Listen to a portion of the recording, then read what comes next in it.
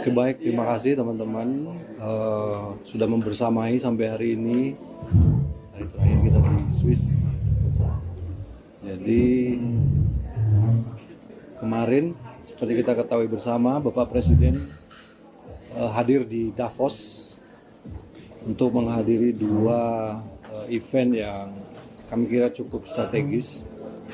Yang pertama adalah penandatanganan charter dari Board of Peace atau Dewan Perdamaian yang merupakan bagian dari proses yang selama ini sudah kita lakukan dalam rangka menyelesaikan konflik, mencapai perdamaian dan menyelesaikan konflik serta rehabilitasi pasca konflik di Palestina, di Gaza pada khususnya.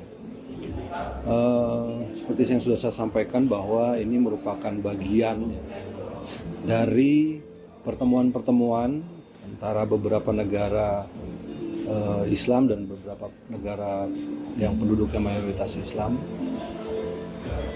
tentang situasi yang terjadi di Palestina, dan waktu itu kita mencapai suatu kesepakatan untuk juga melibatkan dunia internasional dalam proses ini untuk benar-benar bisa mencapai satu perdamaian yang sifatnya permanen di Gaza. Dan pertemuan tersebut kemudian dilanjutkan dengan pertemuan di Mesir, di Sharm el-Sheikh, yang kemudian kemarin ditandatanganilah charter dari apa yang disebut dengan Board of Peace. Sebenarnya Board of Peace ini merupakan suatu badan internasional, ya, sekarang resmi jadi badan internasional yang bertugas untuk memonitor administrasi, stabilisasi, dan juga upaya-upaya rehabilitasi di Gaza pada khususnya dan di Palestina. Indonesia memandang bahwa karena kita juga merupakan bagian dari negara-negara yang sejak awal ikut dalam proses ini, memandang bahwa Indonesia perlu untuk ikut bergabung. Dan terus terang saja perlu disampaikan bahwa prosesnya ini juga agak cepat. Dalam beberapa hari yang lalu penandatanganan piagam ini dilakukan dan Bapak Presiden memutuskan Indonesia untuk bergabung dengan berbagai pertimbangan. Yang pertama, tentu saja kita sejak awal merupakan negara yang peduli pada perdamaian, pada stabilitas internasional, dan khususnya pada situasi yang terjadi di Palestina. Karena Board of Peace ini merupakan bagian dari upaya untuk mencapai perdamaian tersebut, maka kita harus ada di dalamnya. Dan ini juga kita lakukan konsultasi dengan negara-negara yang kita sebut dengan Group of New York.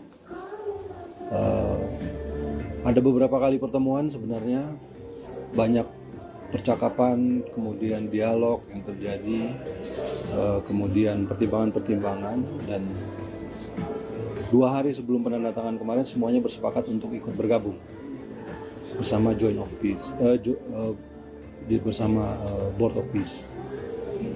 Negara-negara tersebut antara lain adalah Saudi Arabia, kemudian Persatuan Emirat Arab, Qatar, kemudian Jordan, Turki, Pakistan, dan Indonesia tentu saja. Mesir juga ada di situ. Jadi semuanya bersepakat.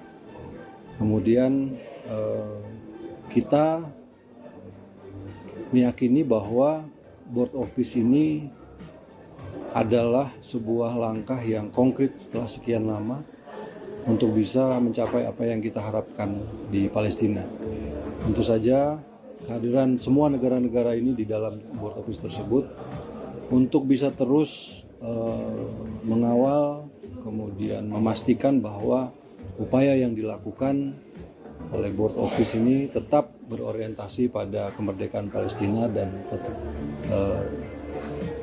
tercapainya solusi dua negara. Dan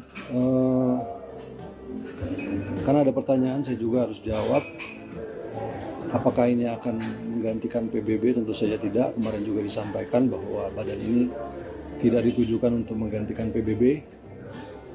Ini adalah suatu badan internasional yang merupakan yang lahir dari kepedulian untuk menciptakan perdamaian dan stabilitas khususnya di Gaza.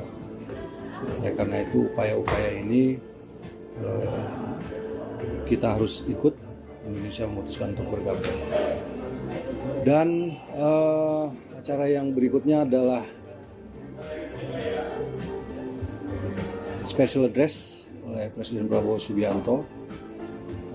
Kemarin sudah kita saksikan juga sama-sama, yang pada intinya beliau menyampaikan, memaparkan arah kebijakan ekonomi Indonesia, hal-hal yang sudah dilakukan oleh pemerintah selama kurang lebih 15 bulan. Disampaikan bahwa upaya-upaya yang kita lakukan meliputi reformasi struktural, kemudian perbaikan-perbaikan governance, termasuk penertiban hal-hal yang irreguler selama ini dan ilegal, kemudian meningkatkan efisiensi dari pemerintahan itu sendiri.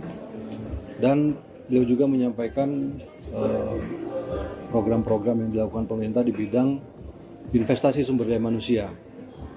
Karena tanpa sumber daya manusia yang berkualitas, apa yang kita inginkan dan kita cita-citakan bagi bangsa kita itu tidak akan terwujud.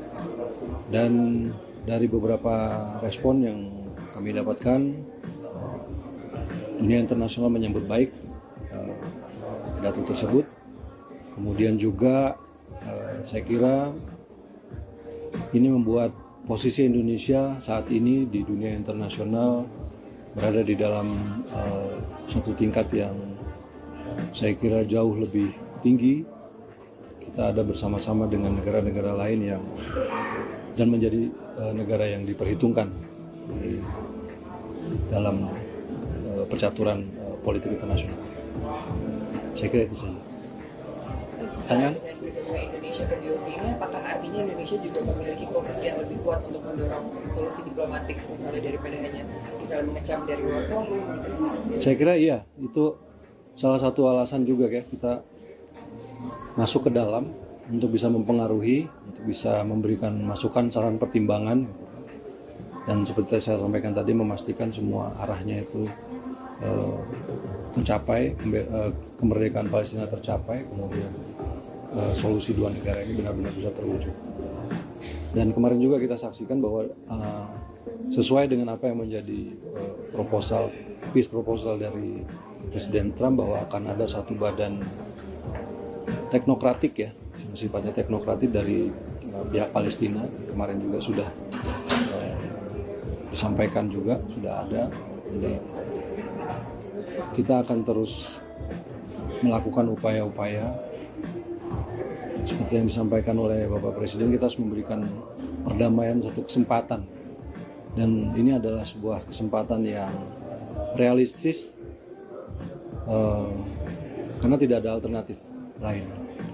Kalau selama ini banyak negara menyampaikan kecaman, menyampaikan statement, tetapi saya kira kehadiran Board of Peace ini dan langkah-langkah yang akan dilakukan ke depan itu merupakan sesuatu yang tangible sifatnya dalam rangka mencapai kemerdekaan Palestina. Mas Yugi, kalau agenda Bapak yang ke selain di Paris itu akan terbuka nggak Mas? Itu nggak terbuka. Oh, nggak terbuka. Kalau menanyakan soal Beliau memenuhi undangan Presiden Macron. pembicaraan terkait apa? Tidak. Kalau sikap Indonesia soal ini boleh nggak masuk konflik Amerika Serikat yang mau invasi Greenland, sikap Indonesia? Intinya kita ada dalam posisi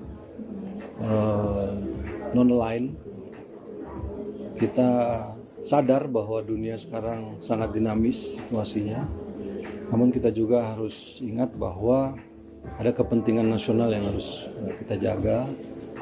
Oleh karena itu kita selalu berpandangan bahwa apapun yang kita lakukan, kita harus berpijak pada kepentingan nasional kita.